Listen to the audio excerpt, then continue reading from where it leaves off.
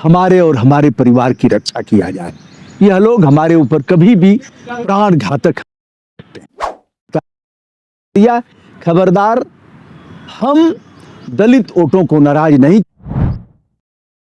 कि अंधरा बाटे रेवड़ी चीन चीन के पर चढ़ करके, ट्रैक्टर के हुड पर चढ़कर बंदूकें लहराना, तलवार लहराना, आंदोलन ने अपनी पार्टी का पेच कसा है। कहा है खबरदार, बयानबाजी बंद। उधर भारतीय जनता पार्टी को काफी नुकसान हो रहा है। केंद्र सरकार यानी केंद्रीय नेतृत्व ने भी आदित्य समझाया है कि खबरदार, यदि ऐसा हुआ तो नुकसान की भरपाई नहीं हो पाएगी। हम तिल तिल करके दलित वोटों के लिए सारा कुछ कर रहे हैं और आपने पानी फेर दिया। कुछ कहना इन्हीं संदर्भों में हो सकता है।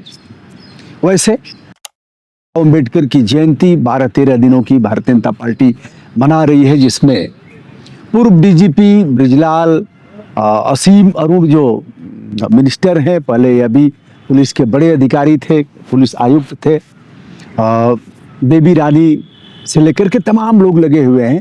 लेकिन उसके बाद भी दलित वोटों की जो रुझान भारतीय जनता पार्टी के प्रति होनी चाहिए वो हो नहीं रही है। करणी सेना पर 2 अपराध तो दर्ज हो चुके हैं, 1300 लोगों को नोटिस जारी की गई है, लेकिन अब उस नोटिस पर अपराध अभी तक दर्ज नहीं हुआ है, ऐसा बताया जाता है। यद्यपि जिस तरह की घटना 12 तारीख को हुई वह गंभीर अपराध की श्रेणी में आता है। सीधे सीधे करके, ट्रैक्टर के हुड पर चढ़कर बंदूकें लहराना, तलवार लहराना और फिर कई जगह बैरिकेड, पुलिस के लिए चुनौती बन जाना, कानून व्यवस्था को तार तार करना, लेकिन अभी तक अपराध दर्ज नहीं हुआ है। कारण कि यह भारतीय जनता पार्टी के परंपरागत वोट हैं। यदि इसे हमने नुकसान पहुंचाया तो जिसके लिए हम दिन रात मेहनत कर रहे हैं वह तो अभी आने के लिए तैयार नहीं है, लेकिन जो हमारे हैं वो अभी हमसे बिदक जाएंगे। उनका भी कहना है कि क्या इसीलिए हमने बूथ पर लात घुसा खाया था, तमाम अपराध दर्ज हुए, केंद्र में भी सरकार बनवाया, तमाम प्रदेशों में सरकार बनवाया, मध्य प्रदेश में बनवाया, छत्तीसगढ़ में बनवाया, राजस्थान में बनवाया, उत्तर प्रदेश उत्तराखंड में बनवाया। और इसका खामियाजा यह कि हम प्रदर्शन करके अगर हमारे महापुरुष राणा सांगा पर एक सांसद इस तरह से टिप्पणी कर रहा है तो उसके ऊपर एक्शन भी ना हो और हमारे ऊपर कार्रवाई। 5 मांगों में ठेंगा दिखा दिया, केंद्र सरकार ने ठेंगा दिखा दिया। खबरदार, हम दलित वोटों को नाराज नहीं कर सकते और ऐसे बयान पर हमारी औकात नहीं है कि हम सदस्यता समाप्त कर दें। हम राजद्रोह का मुकदमा भी रामजी लाल सुमन पर दर्ज नहीं करा सकते। अखिलेश यादव ने क्या कहा है उसको सुनिए। उसके पहले जो 5 मांगे थी उसमें एक मांग थी राजद्रोह का मुकदमा दर्ज करना, दूसरी मांग थी राज्यसभा की सदस्यता समाप्त करना, अगली मांग थी जो मुकदमे दर्ज हुए हैं वह सारे मुकदमे समाप्त करना। यह किसी भी मांग पर कोई विचार नहीं किया गया, विचार किया भी नहीं जा सकता। अब इसके लिए तरीका था, लेकिन उन्होंने भी ठेंगा दिखा दिया। मैं कह रहा हूं कि अपनी औकात को जानो कि कितनी औकात है आपकी।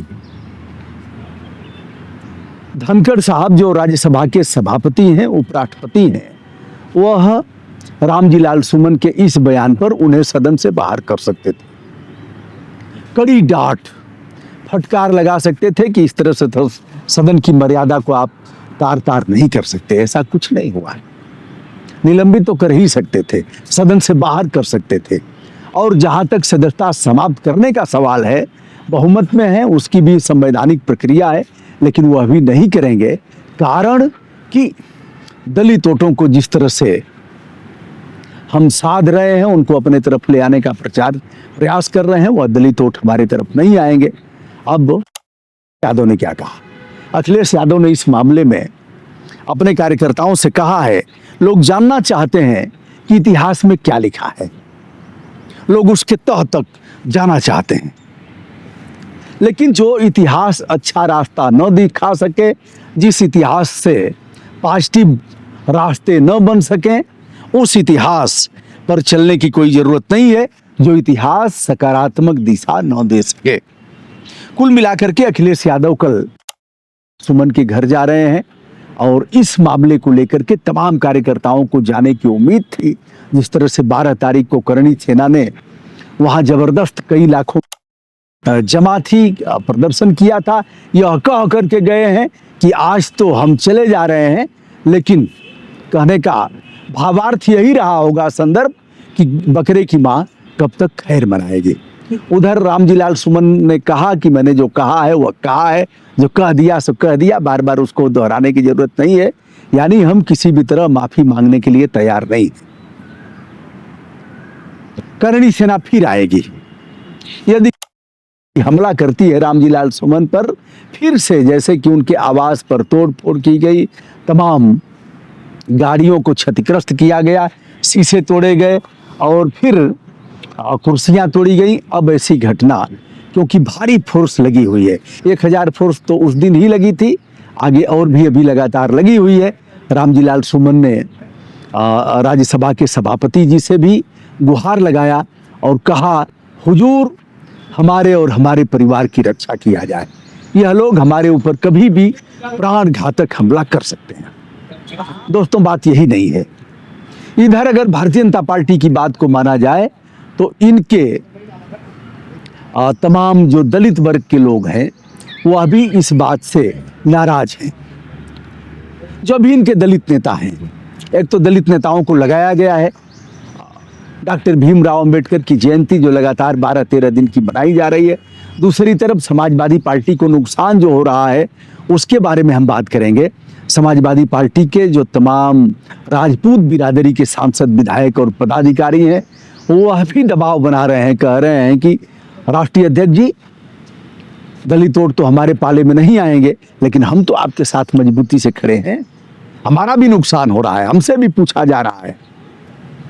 ऐसे में इस मामले को डैमेज कंट्रोल किया जाए, रामजीलाल सुमन को बयानबाजी से रोका जाए और आप भी जिस तरह से जा रहे हैं उस तरह से अगर जाएंगे तो दोनों वर्गों में खाई बढ़ेगी और हमारा भी इससे नुकसान होगा। तो नुकसान बहुजन समाज पार्टी का भी हो रहा है। बहुजन समाज पार्टी की राष्ट्रीय अध्यक्ष बात को लेकर के काफी चिंतित हैं कि कहीं समाजवादी पार्टी के पाले में दलित वोटों की रुझान न बढ़ जाए रामजीलाल सुमन को लेकर के। यदि ऐसा होता है तो समाजवादी पार्टी मजबूत होगी और इसका नुकसान अगर सीधे सीधे किसी को होगा तो वह है बहुजन समाज पार्टी को। माया की चिंता, अखिलेश यादव की चिंता और फिर भारतीय जनता पार्टी की चिंता।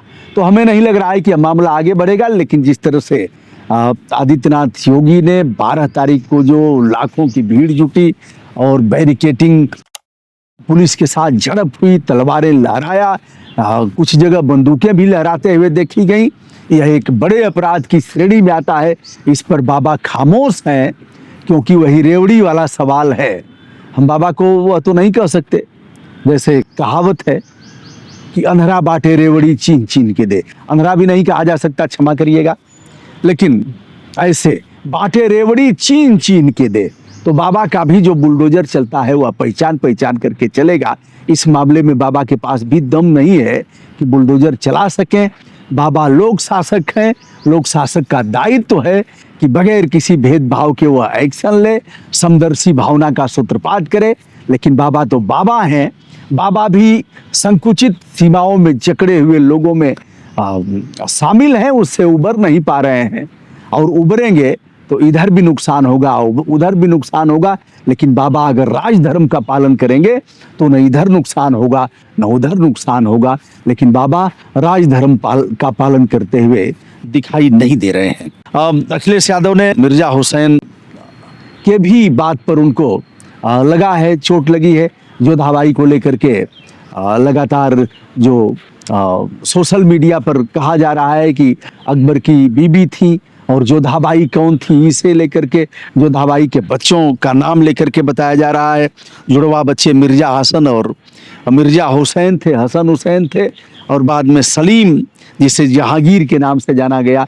तो इसे लेकर के भी कि राजपूत बिरादरी की वह सुंदर कन्या जिसकी शादी अकबर से होती है, अकबर से शादी क्यों किया, कहाँ गया था इनका पुरुषार्थ, और फिर रामजीलाल सुमन कह रहे हैं कि अब तक तो हमने 3 सेनाओं को सुना था, जल सेना, थल सेना, वायु सेना, और यही तीनों सेनाएं युद्ध करती थी। यह चौथी सेना, करणी सेना, कहां से आ गई? उन्होंने यह भी कहा कि चाइना लगातार अरुणाचल में अतिक्रमण कर रहा है, प्रवेश कर रहा है, अपना सीमा विस्तार कर रहा है। करणी सेना जाकर के वहां अपनी औकात दिखाए और चाइना को मार भगाए। अब ऐसा लग रहा है कि रामजीलाल सुमन भी इस तरह का बयान नहीं देंगे, माफी तो नहीं मांगेंगे, लेकिन अब करणी सेना भी अपनी औकात में आएगी, समाजवादी पार्टी भी बैक फुट पर होगी और बाबा भी इस तरह से उन्हें प्रश्रय नहीं देंगे। कुछ इन्हीं संदर्भों में आज का हमारा वीडियो। दोस्तों, मैं हूं ब्रजभूषण दुबे, संपूर्ण आदर के साथ हमारा प्रणाम स्वीकार करें।